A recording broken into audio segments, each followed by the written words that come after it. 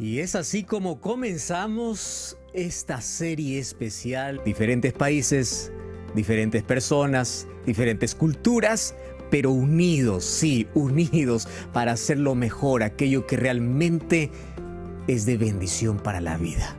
Bienvenido. Un grande abrazo para ti que estás en el campo o en la ciudad, pero también para ti que estás pasando por una situación muy crítica, no sabes qué hacer. Perdiste el trabajo, mas hoy estás sintonizando el programa. Para ti que estás en una clínica, en un hospital, estás pasando por el peor momento y por la mayor crisis. Llegaste al lugar correcto. Hoy vamos a orar. Hoy vamos a colocar eso en las manos de Dios y vamos a permitir que Dios nos pueda sostener y que Él nos pueda ayudar. Bienvenido. Un grande abrazo para ti. Yo soy tu amigo el pastor Joel Flores. Yo estoy aquí listo con la palabra de Dios porque hoy una vez más estamos hablando sobre cómo Jesús nos rescató. Sin duda nosotros sabemos de que vivimos en un tiempo muy peligroso. Cada día hay amenazas de diferentes índoles. La vida del ser humano es amenazada por virus, por pandemias, por epidemias, por amenazas de conflictos, de guerras, en fin. Y cada día el ser humano está buscando alguna propuesta para mejorar su vida, para mejorar el medio ambiente, y por allí vienen los acuerdos de paz, vienen las cumbres, vienen las reuniones, que todo eso es importante. Sin embargo, lo que el ser humano ha descuidado es su conexión con Dios. ¿Por qué razón? Porque tenemos que entender que estamos viviendo en una época donde el enemigo, con toda su furia, está determinado a destruir y hacer sufrir cada vez más al ser humano.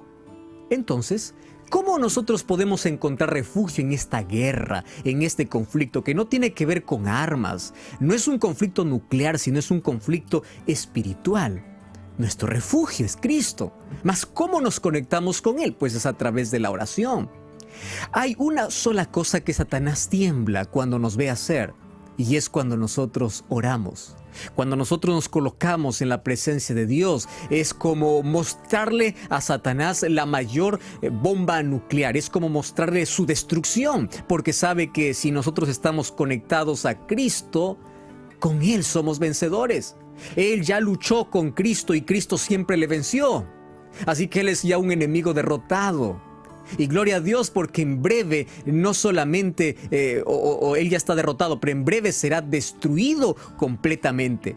Entonces estamos orando juntos porque sabemos que la oración aumenta la esperanza, disminuye la ansiedad, nos da fuerzas para continuar. La oración nos conecta con Dios, pero sobre todo nos hace vencedores.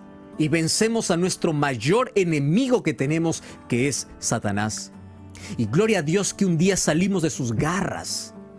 ¿Y cómo lo hicimos? No con nuestros propios esfuerzos. Un día el sacrificio de Jesús nos libertó. Y Él pagó el rescate de la humanidad. Ya dijimos en el primer día que tu vida y la mía vale la sangre preciosa de Jesús. Y ahora nosotros ya podemos decir que somos libres de la condenación de la muerte. Mas hoy queremos conversar un poquito en este mensaje, en esta reflexión, tomando aquí la palabra de Dios. Queremos conversar sobre cómo es que se llevó o cómo es que se mostró este plan de salvación, que un día allá se planeó en el cielo. Sin embargo, ese plan se mostró al ser humano. El ser humano tenía que comprender cuál era ese plan y cómo lo iba a enseñar. Si el ser humano ni siquiera puede comprender en su plenitud hoy lo que significa el sacrificio de Jesús. Mas primero, nuevamente tenemos que ir allá, al jardín del Edén. Allá donde comenzó todo. Después de que Dios creó este planeta en 7 días literales, después de que el ser humano viviera feliz, no sabemos por cuánto tiempo, después de que todas las cosas estén bien, un día el ser humano desobedeció, eligió voluntariamente el camino de desobediencia y se colocó en el terreno de la muerte. Porque es allá donde Satanás nos lleva, nos arrastra a ese camino de destrucción, de muerte. Y sabes, una de las cosas interesantes que yo encuentro en el tercer capítulo de la Biblia, que es el capítulo 3 del libro de Génesis, es que cuando el pecado entró, aparecieron dos sentimientos que el ser humano no conocía antes de pecar. ¿Cuáles son los dos primeros sentimientos que aparecieron en la entrada del pecado? Pues el primero es el miedo. Sí, el miedo nos acompaña desde este momento. Desde que entró el pecado, cuando vemos que Adán escucha la voz de Dios, él se esconde y después le dice: yo me escondí porque tuve miedo. Hoy vemos que incluso ese miedo exagerado nos paraliza en la vida. Hoy incluso el miedo se ha convertido hasta en un problema de salud mental. Sin embargo, el miedo comenzó allá, y el segundo sentimiento es la vergüenza, miedo y vergüenza que los llevó a esconderse y a fabricar alguna cosa para cubrir su desnudez. Solo que allí aparece Jesús. Y aparece Jesús para poder explicar a Adán y Eva y explicar a toda la humanidad de que Él los salvaría. Mas ¿cómo explicar un plan tan complejo, un plan tan glorioso, un plan tan divino? ¿Cómo explicarlo en palabras que el ser humano puede entender? ¿Tú sabes que hay muchas cosas que están fuera de nuestra comprensión? El ser humano busca respuestas para todo, pero finalmente se da cuenta que hay cosas que no comprenden su plenitud. ¿Cómo poder explicar un plan divino que es infinito a una mente humana finita? Y ahora más, ya caída y degradada por el pecado. Y Jesús me encanta porque aparece para hacer las cosas más simples y para que tú y yo podamos comprender ¿qué significa ser salvos por Él? Cuando voy al libro de Génesis capítulo 3, versículo 21, dice: y Jehová Dios hizo al hombre y su mujer túnicas de pieles y los vistió. Mira, la primera acción de Dios cuando el pecado entró es librarle de la vergüenza, porque el pecado, mi querido, trae vergüenza. Dime si no es así. Cuando tú te embarras en el lodo, en el fango de esta vida, tú no puedes sostener la cabeza en alto. Tú no puedes mirar a los ojos a alguien cuando sabes que tienes una carga que te aplasta y te hace agachar la cabeza y te hace sentir tan inmerecedor. Y cuando Jesús aparece, lo primero que hace es quitarte esa carga para quitar tu vergüenza. Y allí revela el plan de salvación. Los vistió de túnicas de pieles. ¿Ah? ¿Qué tipo de pieles eran estas? Préstame atención. Dios les había dicho: el día que ustedes coman, ese día ustedes van a morir. Y hay muchas personas que piensan así: mas ese día no murió Adán y Eva. Es verdad. ¿Por qué no murieron Adán y Eva? Porque en ese día hubo muerte, no del ser humano, sino de un sustituto. Alguien murió. La primera muerte ocurrió inmediatamente cuando entró el pecado, pero fue la muerte de un cordero, y con ese cordero se hizo pieles para cubrir la vergüenza de Adán y de Eva. Entonces, a partir de ese momento, quiero que entiendas una cosa. Apareció el concepto bíblico de salvación, de rescate. ¿Qué significa salvación? Salvación es la solución para el problema del pecado. Y la solución tiene que ver con una palabra. ¿Estás escuchándome? Una sola palabra. Una palabra. La solución para el problema del pecado era la sustitución. Pastor, ¿qué cosa significa sustitución? Alguien tomaría mi lugar. Yo merecía morir, pero alguien es mi sustituto. Alguien toma mi culpa, alguien paga mi pena, alguien me liberta, porque yo estoy condenado a morir, pero alguien se coloca delante de mí y dice así: Él no muere, yo voy a morir. ¿Entiendes? Salvación es sustitución. Y ellos entendieron, porque cuando salieron del jardín del Edén, ¿Tú sabías que a partir de allí empieza todo un sistema de sacrificios? Encuentro a Adán ofreciendo sacrificios, Caín o Abel ofreciendo sacrificios, Noé ofreciendo sacrificios, Abraham ofreciendo sacrificios. Mas ¿cómo lo aprendieron? Ellos lo aprendieron allí por la historia del Edén. Exactamente. Todos los días Adán llegaba hasta la puerta del Edén porque dos ángeles ahí estaban cuidando para que él no pueda entrar. Y tú puedes decir, ¿por qué ellos no podían entrar? Porque adentro estaba el árbol de la vida. Y si ellos comían del fruto de ese árbol, ellos serían pecadores eternos. Entonces estaba prohibida la entrada al jardín del Edén. Pero allí llegaban cerca de la puerta que les impedía entrar, y allí ofrecían sacrificios todos los días, o probablemente allí cada vez iban para poder sacrificar un animal inocente. Y cada vez que sacrificaban un animal, ellos entendían que ese animal que estaba muriendo era el símbolo y la representación de alguien que vendría a morir a este mundo. Por eso en Génesis capítulo 3 versículo 15 aparece la primera profecía, aparece la primera promesa, aparece el primer evangelio, es decir, la primera nueva de salvación. ¿Y cuál es la primera profecía? De aquí, de esta simiente, le dice a la mujer, vendrá alguien que pisoteará la cabeza a la serpiente que representa a Satanás. Es decir, aquí promete la venida de Jesús, de ese Jesús divino ahora hecho hombre, para poder aplastar la cabeza de la serpiente. Por eso que cada vez que se sacrificaba un animalito, ellos comprendían de que ese animalito estaba sustituyendo. Ese animalito estaba muriendo en su lugar, pero simbolizaba de que un día el Salvador vendría para poder morir por toda la humanidad. Cuando nosotros avanzamos en la historia, encontramos que ellos estaban ofreciendo sacrificios. ¿Dónde? Allí en el desierto, Abraham, Noé ofrecía sacrificios. Y un día, cuando Dios saca a su pueblo de Egipto para llevarlos a Canaán, resulta que allí en Éxodo capítulo 25, versículo 18, Dios le da una orden, o versículo 8, Dios le da una orden a Moisés. Y la orden es la siguiente: harán un santuario para mí y yo habitaré en medio.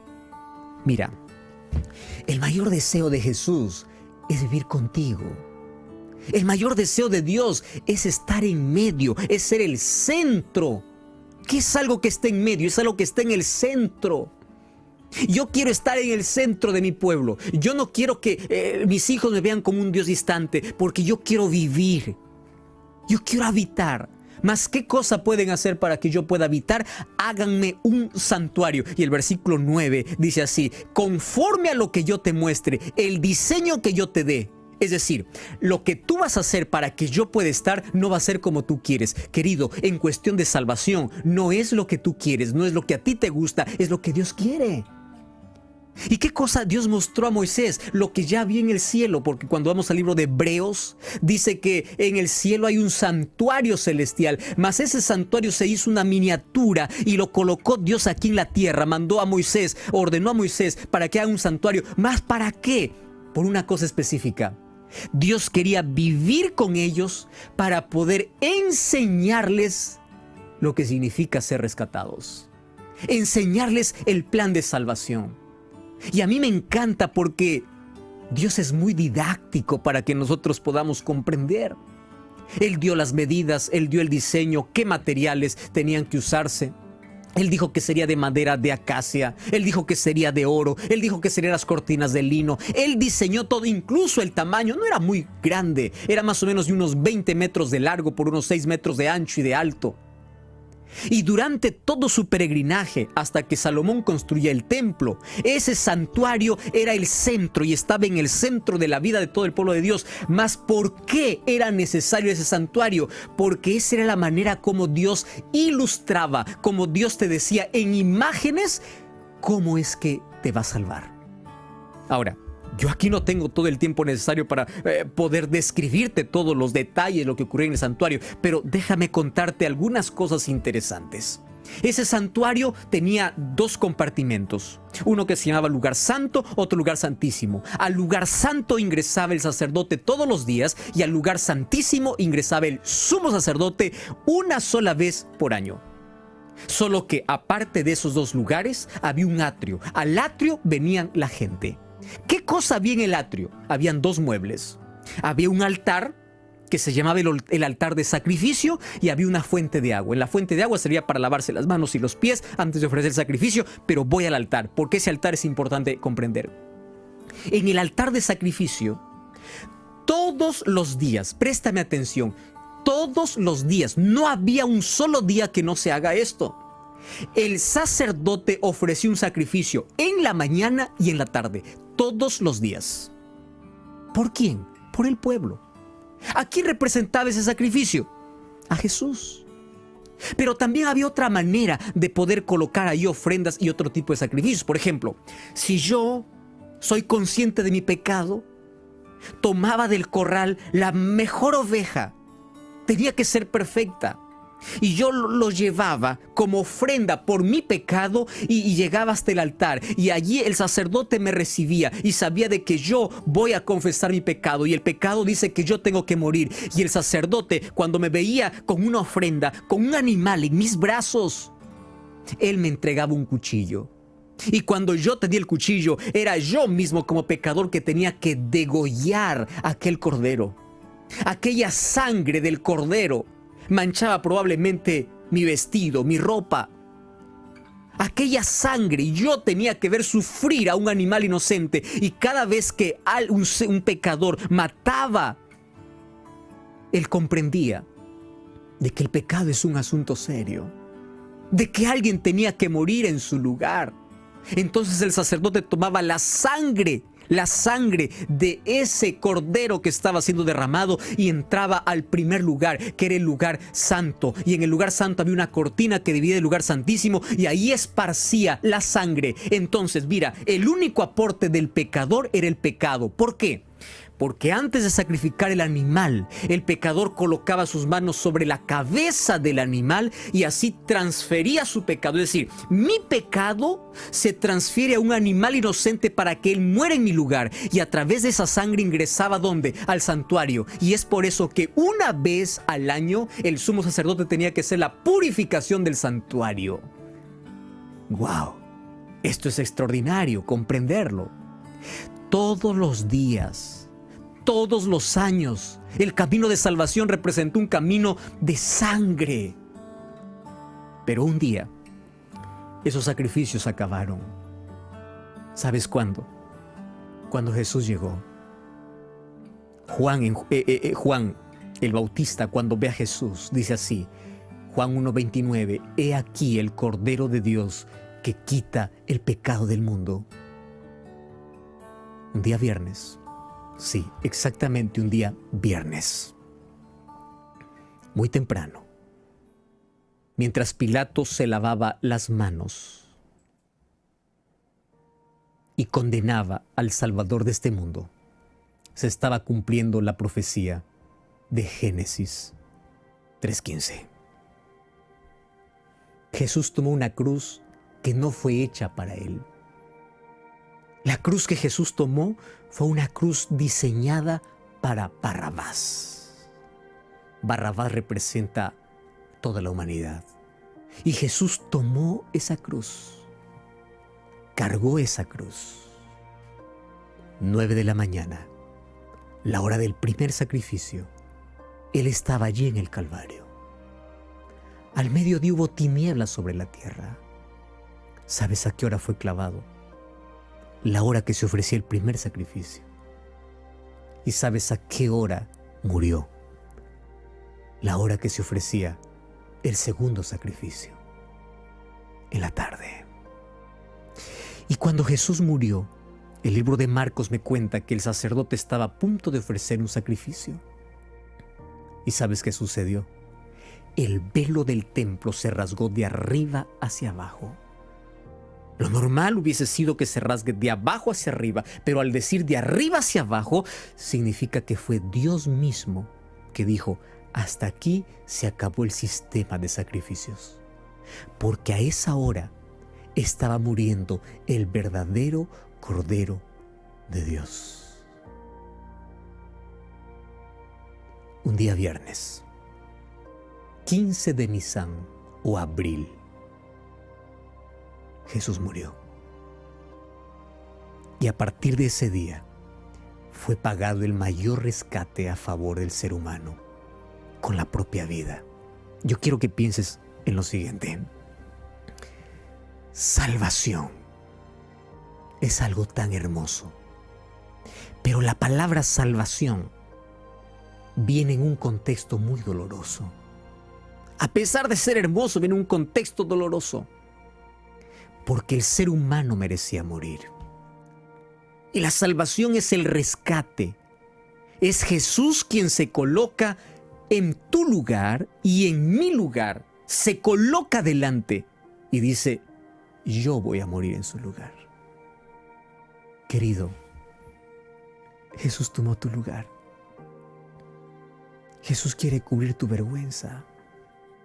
Por eso es que aquellas pieles con las cuales fueron vestidos Adán y Eva, hoy representa el manto o el vestido que Dios quiere darte, que es su justicia.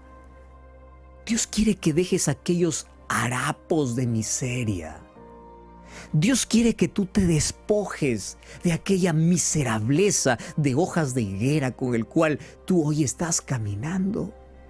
Dios quiere cubrirte la vergüenza de vida. Probablemente tú ni te das cuenta. Pero hiciste tantas cosas en la vida. Y Dios quiere cubrir, quiere cambiar para siempre tu historia, pero quiere cubrirte. Ya no más con pieles de cordero, con su propia justicia. ¿Y tú sabes qué está haciendo Jesús hoy ahora? Jesús no quedó en el Calvario. Jesús fue para el santuario. ¿Y para qué fue para el santuario?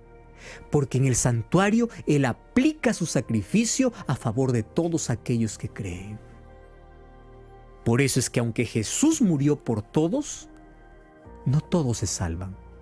¿Y sabes por qué no todos se salvan? Porque no todos aceptan el sacrificio que Jesús hizo. Terrible, ¿verdad? Terrible.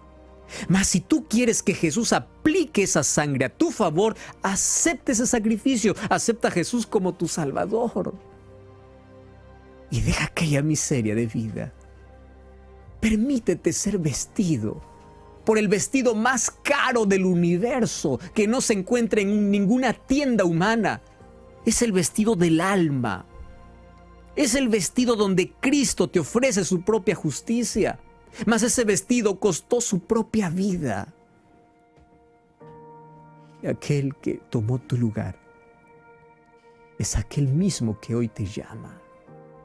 Aquel que extendió sus brazos en una cruz, dando su vida por ti, es el mismo que está hoy de brazos abiertos para decirte: yo te estoy esperando.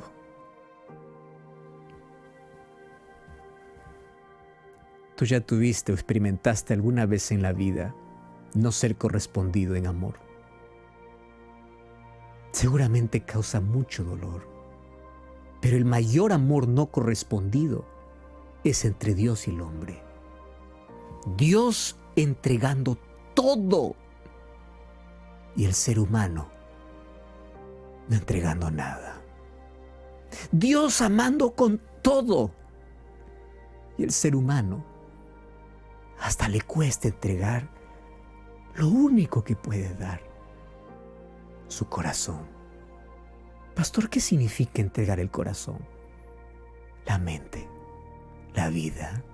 Y así como Dios dijo a Moisés: yo quiero estar en medio de mi pueblo, Jesús te dice: yo quiero estar en medio de tu vida.